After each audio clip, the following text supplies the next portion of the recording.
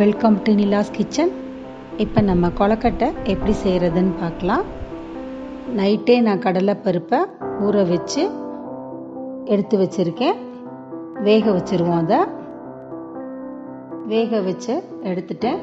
இப்போ நல்லா அதை தண்ணியை எடுத்துட்டு கடலைப்பருப்பை மட்டும் ஒரு பாத்திரத்தில் போட்டு நல்லா ஸ்மாஷ் பண்ணிக்குவோம்.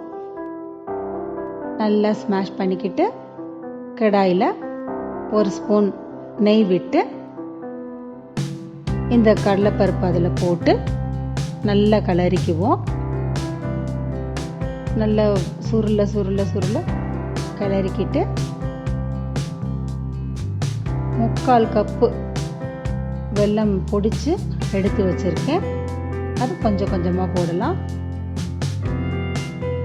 நல்லா மெல்ட் ஆகி வரும்.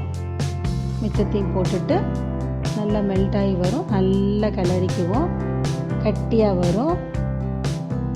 நல்லா கிளறிட்டு தேங்காய் பூவை ஒரு ஸ்பூன் நெய்யில் வதக்கிக்குவோம். அது நல்லா வாசமாக இருக்கும். வதக்கிட்டு இந்த கடலைப்பருப்பு பூரணத்தில் ஆட் பண்ணிக்குவோம். போட்டு கிளறிட்டு கொஞ்சம் ஏலக்காய் பொடி போட்டுக்குவோம். போட்டு நல்லா சுருள சுருள கிளறிக்குவோம். ஒரு ஸ்பூன் நெய் விட்டு நல்லா கெட்டியாக வந்தோன்னு எடுத்து வச்சுக்குவோம். பாருங்கள், நல்லா கட்டி ஆயிடுச்சு. பூரணம் தயாராகிடுச்சு. இப்போ நம்ம கொழுக்கட்டை மாவு தயார் பண்ணுவோம். 1/2 கப்பு தண்ணி எடுத்து வச்சுருக்கேன். 1 கப்பு மாவுக்கு 1/2 கப்பு தண்ணி. அதில் 1/4 டீஸ்பூன் உப்பு போட்டுக்குவோம். 1 ஸ்பூன் எண்ணெய் போட்டுக்குவோம். நல்லா கொதிக்கும்போது இந்த மாவை கொஞ்சம் கொஞ்சமாக போட்டு கிளறுவோம். நம்ம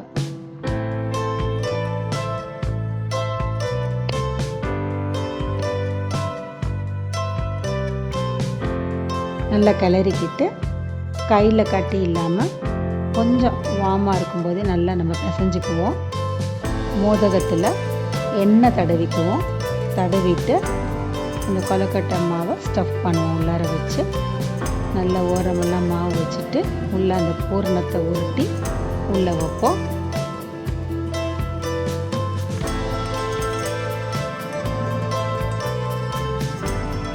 கொஞ்சம் கொழுக்கட்டை மாவு எடுத்து அதில் மூடுவோம். அப்படி மூட வரலன்னா கொஞ்சம் எண்ணெய் தொட்டுக்கோங்க. லைட்டாக தொட்டுட்டு தடவினோம்னா நல்லா கவர் ஆகிரும். நல்லா மூடிட்டு அமுத்திட்டு ஓப்பன் பண்ணி எடுப்போம். இப்போ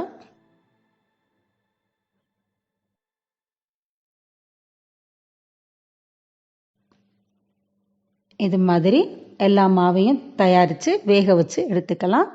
மோதக கொழுக்கட்டை ரெடி ஆயிடுச்சுங்க. தேங்க்ஸ் ஃபார் வாட்சிங்.